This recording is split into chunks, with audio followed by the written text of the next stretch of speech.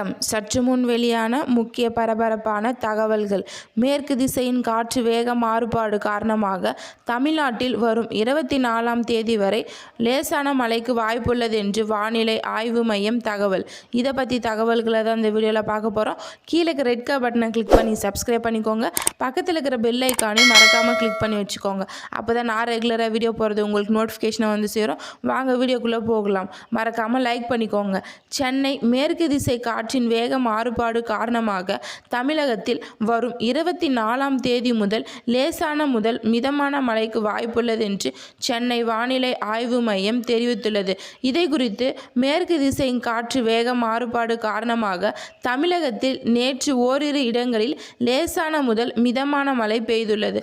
அதன் தொடர்ச்சியாக இன்று முதல் 24ஆம் தேதி வரை தமிழகத்தில் ஓரிரு இடங்களிலும் லேசான முதல் மிதமான மழை பெய்ய வாய்ப்புள்ளது என்று சென்னை வானிலை ஆய்வு மையம் தெரிவித்துள்ளது. நகரின் ஒரு சில பகுதிகள் இடியுடன் கூடிய மழை பெய்யும் என்று வானிலை ஆய்வு மையம் தெரிவித்துள்ளது.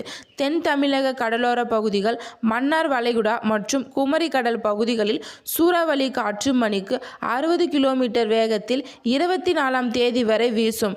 மத்திய மேற்கு திசை வேக மாறுபாடு காரணமாக சூறாவளி காற்று மணிக்கு 60 கிலோமீட்டர் வேகத்தில் வீசக்கூடும் என்று ஆய்வு மையம் தெரிவித்துள்ளது.